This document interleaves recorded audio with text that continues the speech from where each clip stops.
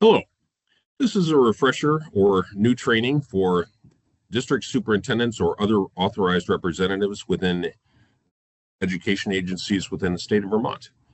I'll be showing some images from both the test and production environments of the grants management system that most of you should have received communications about how to access that system. What is the URL? Right now, I'm in the production system.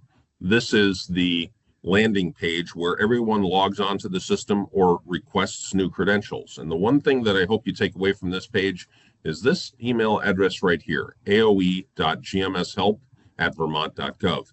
If you ever need any assistance with the system from the Agency of Education, please initiate an email to that email address, and that'll be routed to the appropriate part of AOE to respond back to your concern.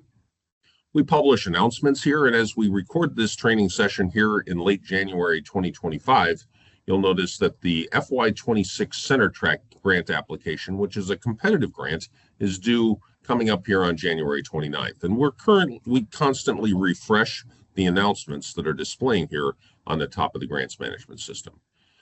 As you're a new superintendent, you should have received a message with some credentials, typically your email address, and then a password, which we require to change typically every 6 or 12 months, depending on the security standard there within the state of Vermont. Over time, you're going to have new team members joining your school district that need access to come into the grants management system also. I'm going to talk a little bit about how those access requests come in, and then also how you as the superintendent should respond to them. There's a public access link here on the top right. That's exactly what it sounds like, so that anyone can come into this website.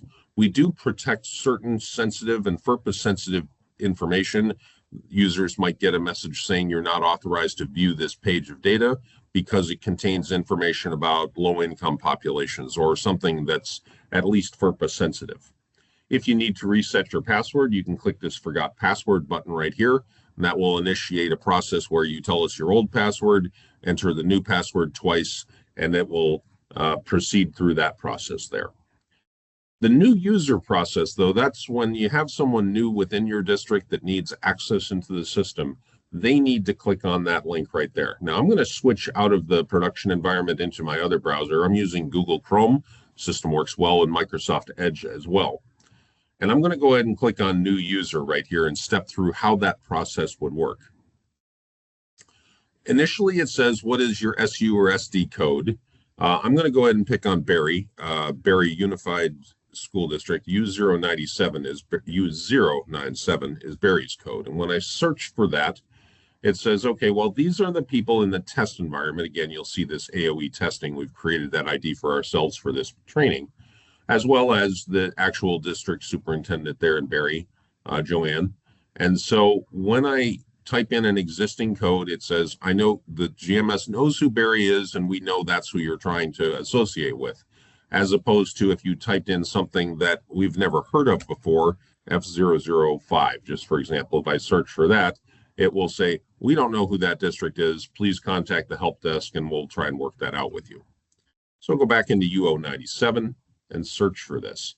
And now I'm going to say, yes, as a new user, I want to request a new ID. So it's going to ask me for some information, and I'll start filling in my details here. And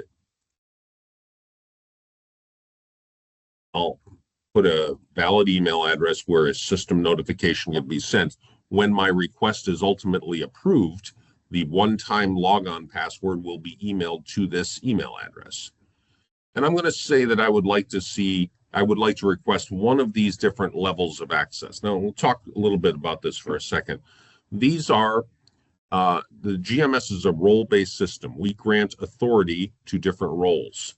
View only is exactly what it sounds like. You see no save page buttons throughout the system. Data entry, you're allowed to create applications and save most content, but you can't submit, you can't agree to assurances.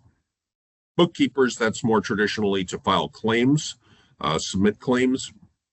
The new LEA Business Manager, which is coming online for the 25-26 grant year, is about making sure that the business manager also has reviewed the budget and is in agreement with it before the application is submitted to the agency. And then finally, the LEA District Administrator, when a new superintendent comes on board. This is the process for requesting an ID there. The business manager and district administrator requests, when such a request is submitted, they're routed to the agency for review to make sure that indeed your local school board has authorized that individual for that role. Whereas bookkeepers, view-only data entry, those requests route to the district administrator for approval. So they'll be routing to you. Now, if I'm going to go ahead and say I would simply like data entry access and click on submit. And at that point, a message says your request has been submitted.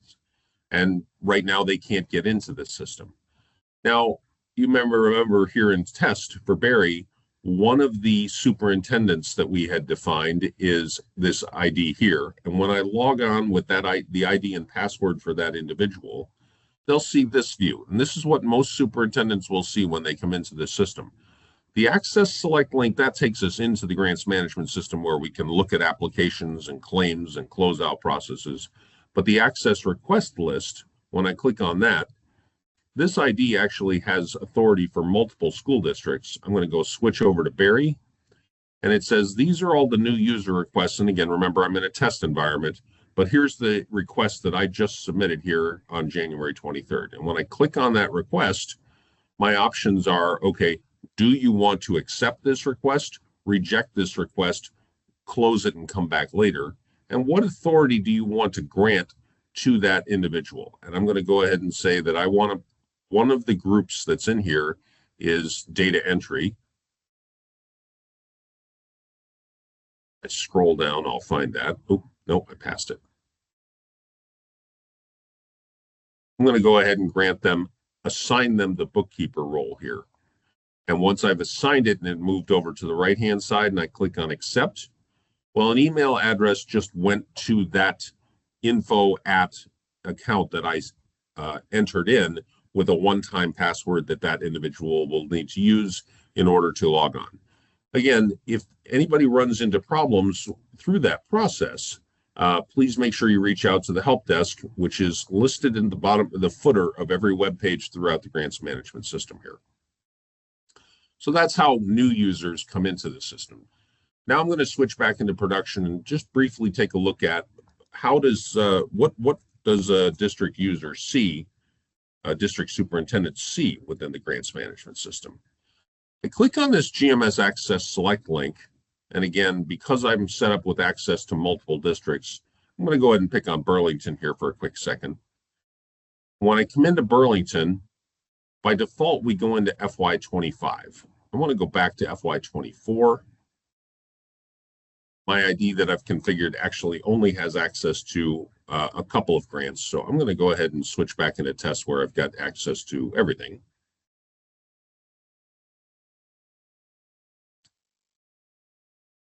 And let's see.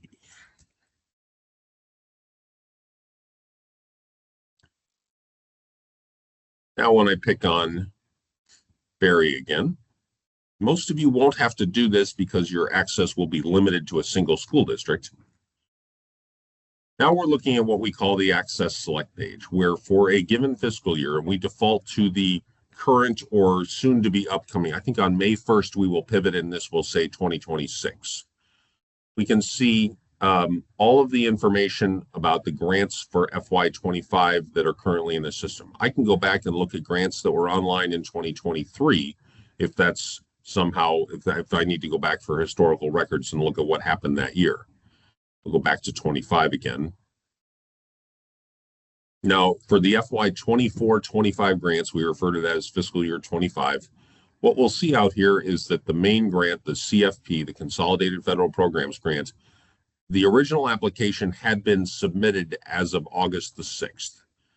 You'll have functions such as open. Now, yourselves as district superintendents, your primary function, because most of you will have folks in your district involved in completing the application, but you are the only one that has the ability to agree to assurances. Your data entry staff, your bookkeepers, they can't agree to assurances. That's something that only the authorized representative at your school district can do that. So you'll see this checkbox up here that says, by checking this box and saving this page, I hereby agree to, and then there's a whole lot of information listed out here regarding assurances specifically for the CFP. Once those assurances are agreed to, you'll see a button that says legal entity agrees or save page to save those assurances. Once those are done, they have to be done once per year, and then those are retained for the duration of the year. There's also a separate collection of central data assurances. We don't want to ask you to repeat these assurances multiple times in every grant through the year if we can help it. So that's where you'll see this central data collection. And that's just information about your school district or your organization. Who is my business manager? What is my SAM expiration date and my UEI? Uploading copies of your certificates of insurance, and general assurances such as attachments B, attachment C. Here in FY26 or 5, we're working through revisions to attachment B, so that's requiring everyone to agree to those assurances. And at the end of that, we show when the original assurances were agreed to back in April of 24, and the revised assurances were agreed to on January 14th of 2025 here. So we're just keeping track of, have you agreed to these assurances, because that's a requirement in order to receive any grant funding. Again, you'll be looking through these assurances, and when you get notifications from your team an email from your team that your local people have submitted the application to you, the district superintendent, for review. In this case, this application's been submitted to the agency for review. But as I open this, there's always going to be an application history tab out here. And that shows who did what related to this submission. And we can see that it was initially submitted on this date and it was returned for changes. The local data entry person submitted to their superintendent, and the superintendent turned around and returned it back to their data entry people. They have a disapprove button to send it back to their own data entry staff. Ultimately, it will be submitted to the agency where it goes through a review process. And it may take multiple iterations until an original application is approved. Over the course of a grant year, and I'm clicking on some of these hyperlinks, you'll see that we've moved beyond the original application up to amendments. When an amendment is created, it is the previously approved version is completely copied into the new amendment so that you only have to change the relevant portions that are being updated. Again, back within the CFP, there are multiple sections that you'll look at. And if I go pick on Title II just for a second here, there's a budget summary that describes what is it that my district is planning on. Well, that's always great when that happens in a training session. What is it that you're planning to do your fund budgeting towards? And so I'll go bring up a different budget here for a second. I'm going to go look at IDEA, and they have both basic and pre-K. And as I go into their budget detail page, I can start to see information about how our expenses going to be classified. This district had $877,000 available in IDEA for FY25. They're going to budget the salaries, instructional salaries, and provide some description of that particular line item totaling this many dollars. And ultimately, you as superintendents may choose to go through these budgets to make sure that you're in agreement with those before they're submitted to the agency. Ultimately, back on the main application section, the IDEA, the CFP, those are consolidated applications. When they need to be submitted, the Submit tab is at the consolidated level, not at the Title I level, not at the IDEA basic level. And you'll see buttons on this page saying Submit to AOE. You as the district superintendent are the only person that will see the Submit to AOE button. And for formula grants, there's generally some flexibility about the timing there. However, for competitive grants, remember we saw that there's this upcoming grant coming in that's due for Center Track on January 29th. At 3 o'clock in the afternoon, the Submit button will go away, regardless of whether you're the superintendent or not. Some of those deadlines have to be more firm in terms of time. Just briefly, before we wrap up here, I'll talk quickly about the payment system. Once an application has been approved, and I'm going to drop back to FY24, which is completed at this point, you'll see this button for payments based on the most recently approved budgets. When I click on payments, you can see information. Well, Title I had a total of $1.2 million.